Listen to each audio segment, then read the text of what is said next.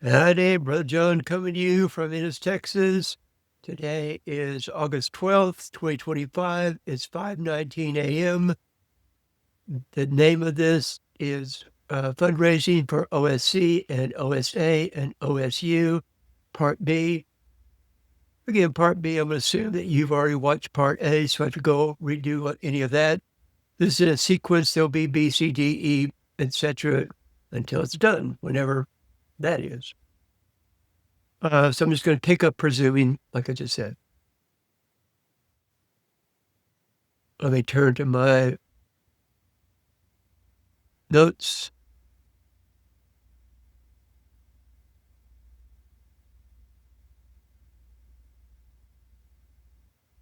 So this is the beginning of a series of narratives about fundraising for innovative educational enterprise. Later this message, I will gradually describe what the letters OSC, OSA, OSU stand for.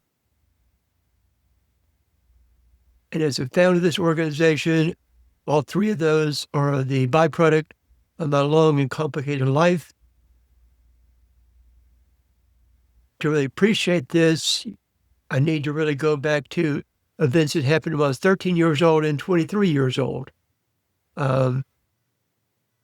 If I was to tell the particulars of my biography, it would probably take about 50 to 60 pages of text.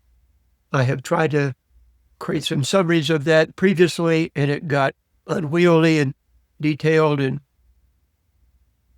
so that's why I jumped over here to just get on with this. Later on, after I've done this and come to completion of this, I will go back to teaching about prayer in terms of creating. So what happened at 13 years old, you might ask, is a very pivotal experience one afternoon. I was very anxious about a certain thing.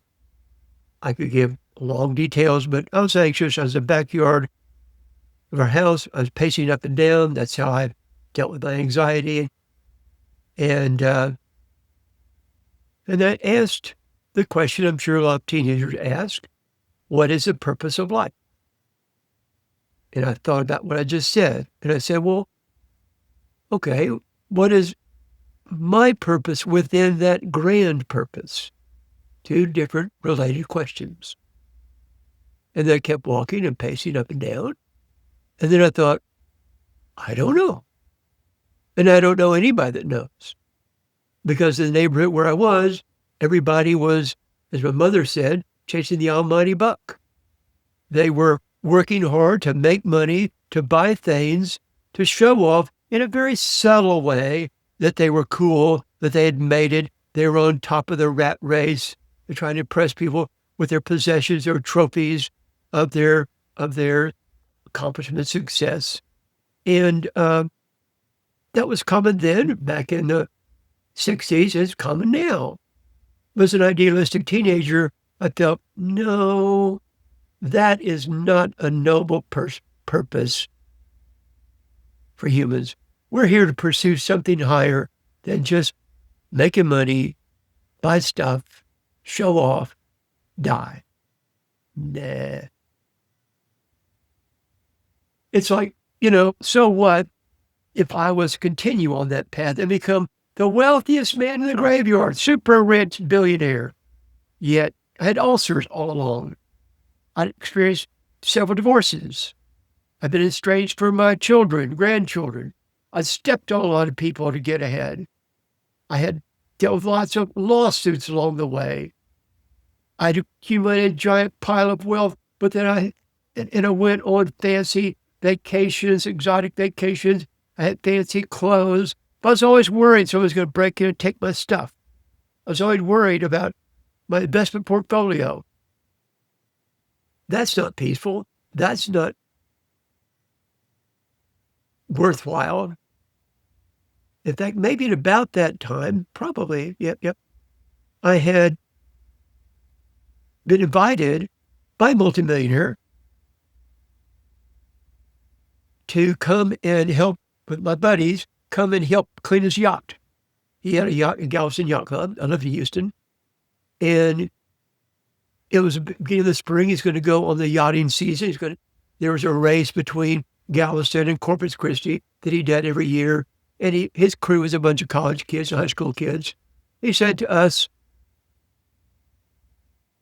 "Why don't you come on down here, you guys, and clean up my boat to get me ready for the racing season, and I'll give you all the beer and burgers you can take that evening." And he did. He showed up with beer and burgers, quarts of Budweiser. We were underage. That was a pretty cool deal. But he stayed with us, and we got drunk, and he impressed me as somebody that was miserable. I went, "No, I don't want to go down that path." He had a boat, but he's miserable. Maybe I had that in college. Anyway, yeah, the 13-year-old was just an intuitive thing. I think the other came several years later in college, which was evidence that path is fraught of wealth, pursuing just wealth and things is fraught with pitfalls and dangers. Yeah. Again, off the cuff, this is not from my notes. So as a teenager, I was pacing up and down.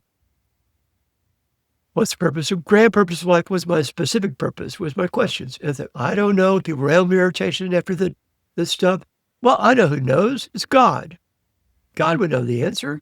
But then I hit a roadblock because I was an agnostic. I wasn't sure if God existed or not. If God existed, he has the answer. But I wasn't sure if there was a God to answer that.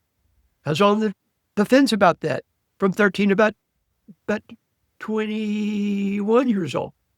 It's very painful to be on the fence about that. I couldn't say yes definitely or no definitely. So that was one of the, God used that as one of the, shall we say, motivations or propellants to get me going in my spiritual journey. And I asked lots of people that I knew, my classmates and neighbors that attended church, to prove God for me. We had lively conversations in high school and college, and none of them had anything to say that began to give me any sense there was a God. While I was in Georgia Tech, I attended the Baptist, Methodist, and Presbyterian student ministries multiple times. I helped the Presbyterians set up their coffee ministry. I still wasn't sure God existed. That's still my question. It felt like they were a nice social club with fine people, but and so the turning point came when my mother and I attended a weekday church service. It was entirely devoted to worship. No preaching. It was just worship. Place was packed out. People were worshiping God with all their heart. Holy Spirit was there in a very mighty way. The presence of God convicted me that God exists. I had to go back several times. It was kind of spooky, but the presence of God convicted me. God is here. God's with these people. And my 10-year quest was over. I knew there is a God. He's here with these people. And I said, I want what you guys got. This was the Church of Redeemer Episcopal in Houston, Texas. You can look up on the Wikipedia. At 15 years, they had an amazing group in the Montrose area. We lived together in an intentional community. I was in there for 18 months. And God did amazing work. I went in there as a drug addict, as a basket case. Other story, I'll tell you the details of how I got with alcohol, from beer to pot to LSD, and about had a psychic split and lost my mind. But again, long, complicated story. So I moved in with them. I helped at their church. We had lots of times of prayer and Bible study and communion and group counseling, individual counseling. And God used that to heal me and redeem me. And then there's a time when an elder came to me and said, John, you come as far as you can with us. It's time for you to move out.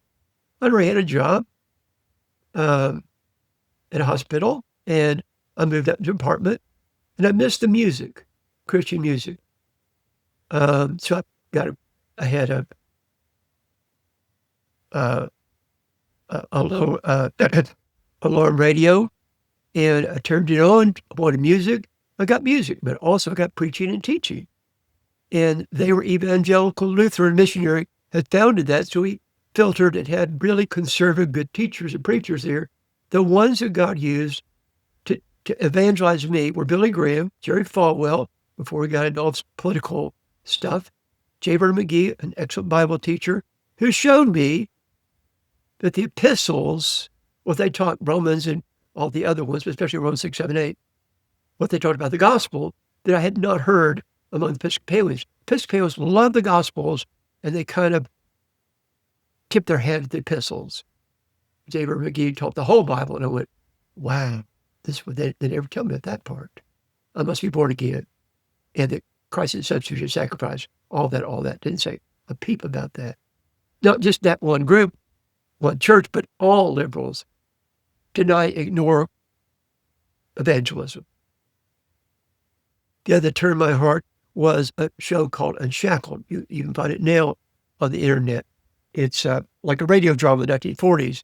It talked about people, homeless people that came to a homeless shelter in Chicago called Pacific Armed Missions.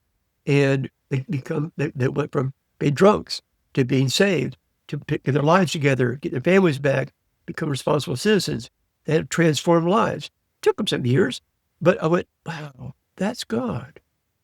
Only God could do those things.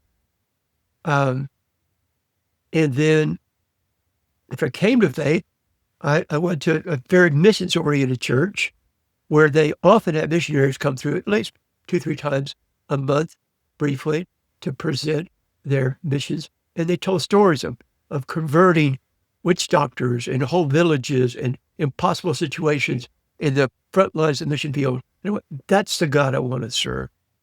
Not this religious goody two-shoes, Christmas and Easter, baby in the manger, Jesus on the crucifix. I want to serve that transformative God. And all the missionaries had altar calls. Come forward if you want to surrender to missions. I went forward literally dozens of times. I asked many times for God to lead me to a mission field. They never did. That's a whole long story. I won't go there now. Look at my notes. So as a new believer, 23 years old, coming out of drug rehab, reborn, listening to Christian radio all the time, read my Bible constantly. I mean, me and my Bible, we hardly ever separated. And soaking it up like a sponge. There's moments when I was reading the Bible and I was metaphorically shocked that the ink was still wet. I thought God had just written that page just for me. That's how alive the Bible was to me during those early years. And, but I wanted to know, okay, God, I messed up my life. What's your direction? What's your direction? What's your will for my life?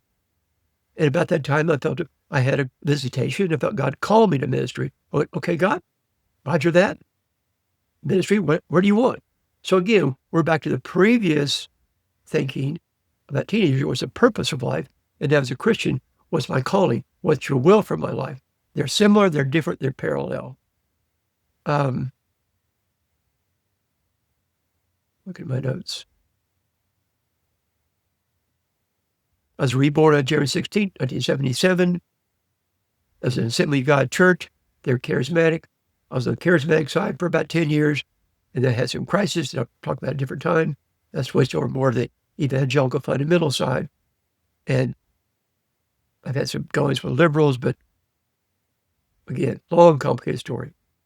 So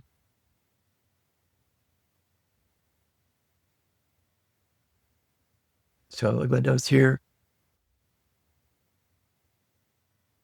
So when I did come to faith, all that they told me to do was, well, just go to church. And at that time, people, of course, went to church Sunday mornings, but also about a third of them came back Sunday night, and about a third of them came Wednesday evenings. And then people like me listen to radio all the time, and I was pretty poor. I couldn't afford very many books, but I had a few Christian books. Had a great, big, thick, Young's exhaustive concordance. I used it an awful lot. These days you can get it for free. That was kind of costly and heavy to work through. Anyway, blah, blah, blah. So I was thirsty for God. I think I'm going to break it off there. Try to keep this shorter than this, but chunks are chunks, and I can't change anyway. Blah blah blah. So I need to work out an outro and get more used to it. But I certainly always request your best prayers. When I mean that, I mean I ask you to pray about whatever I said in this message that resonates with you, to pray for me, but also pray for me in general. And in general, the prayer request that I always ask for is to think clearly, choose wisely, and be grateful. So those are my standard 3 requests. Good love of mind, think clearly, choose wisely with my will, my emotions, and to be grateful in my heart. So I want those forever and ever. Also, I always ask for prayers for wisdom. And not just now, but also, as Holy Spirit might remind you.